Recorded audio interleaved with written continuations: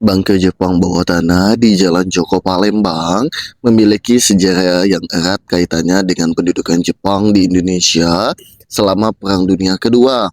Bunker ini dibangun oleh pasukan Jepang sebagai tempat pelindungan dan penyimpanan senjata serta perlengkapan militer selama mereka menduduki Palembang.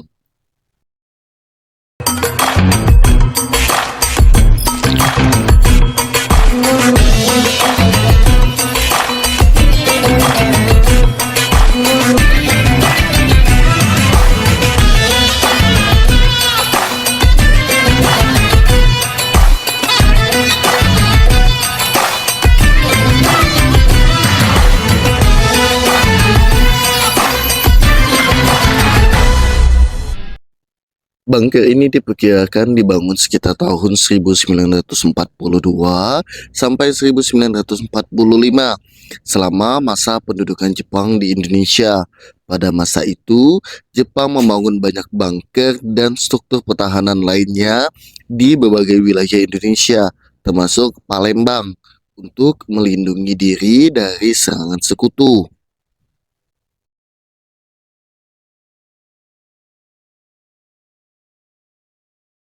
Setelah Jepang menyerah pada tahun 1945 dan Indonesia merdeka, bunker-bunker ini sebagian besar ditinggalkan dan terlupakan. Namun, seiring berjalannya waktu, beberapa bunker termasuk yang di Jalan Joko Palembang mulai ditemukan kembali dan menjadi bagian sejarah lokal yang menarik untuk dipelajari.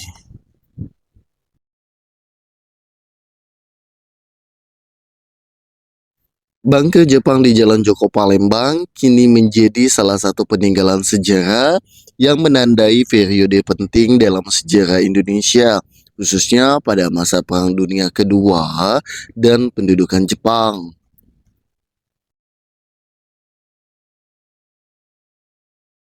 Bunker Jepang bawah tanah di Jalan Joko Palembang menyimpan berbagai elemen yang mencerminkan fungsinya sebagai fasilitas militer selama pendudukan Jepang, meskipun banyak bagian dari bunker ini telah mengalami kerusakan atau perubahan seiring waktu. Beberapa elemen yang biasanya ditemukan di dalamnya termasuk ruang pertahanan. Bunker ini memiliki beberapa ruangan yang berfungsi sebagai tempat berlindung bagi tentara Jepang. Ruangan-ruangan ini biasanya sempit dan sederhana, didesain untuk menampung sejumlah tentara dan peralatan militer. Bunker ini memiliki lorong-lorong sempit yang menghubungkan berbagai ruangan di dalamnya. Lorong-lorong ini dirancang untuk memudahkan pergerakan personal militer dan logistik.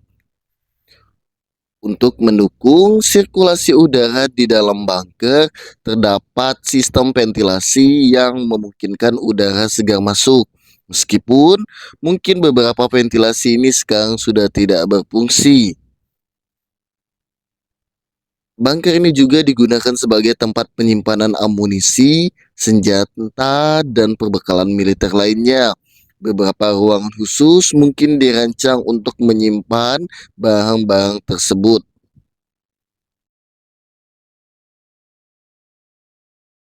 Di beberapa bunker mungkin ada area yang didesain untuk pengintaian, seperti celah atau lubang di dinding yang memungkinkan pasukan Jepang memantau aktivitas di luar bunker. Meskipun sebagian besar senjata dan peralatan militer telah dipindahkan atau hilang, terkadang masih ditemukan sisa-sisa artefak seperti helm, peluru, atau peralatan lainnya yang menunjukkan penggunaan bunker sebagai fasilitas militer.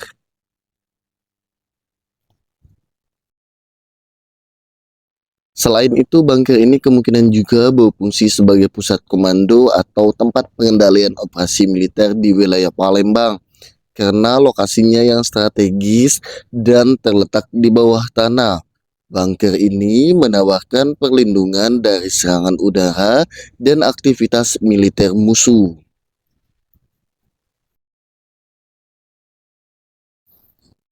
Tidak ada catatan spesifik yang secara langsung mengidentifikasikan pemimpin militer Jepang yang bertanggung jawab atas bunker bawah tanah di Jalan Joko, Palembang.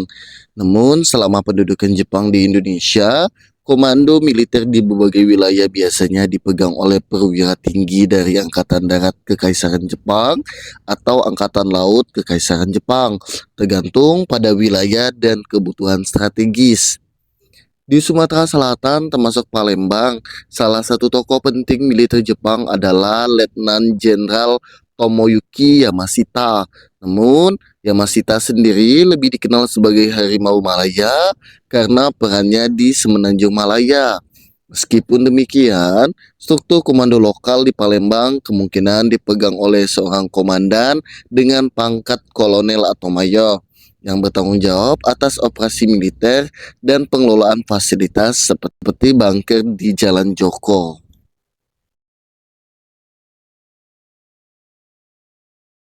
Komando dan struktur militer Jepang saat itu sangat hierarkis, sehingga keputusan operasional biasanya dibuat oleh perwira yang berpangkat lebih tinggi di daerah tersebut.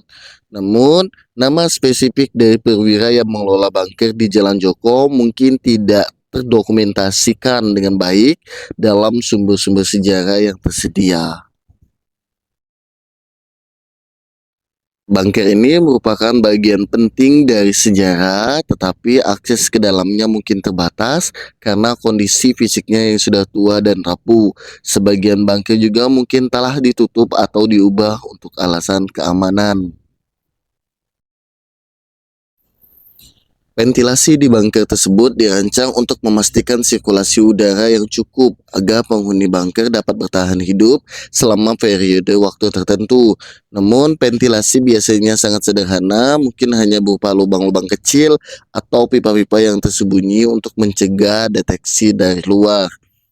Meskipun ventilasi pasti ada, jumlah dan ukuran ventilasinya kemungkinan tidak banyak dan relatif kecil, cukup untuk memenuhi kebutuhan dasar udara segar bagi penghuni bunker saat itu. Secara keseluruhan, bunker Jepang di Jalan Joko adalah situs bersejarah yang mencerminkan masa lalu militer Jepang di Indonesia. Meskipun detail spesifik mengenai aktivitas dan personel di dalamnya mungkin tidak terdokumentasikan secara lengkap.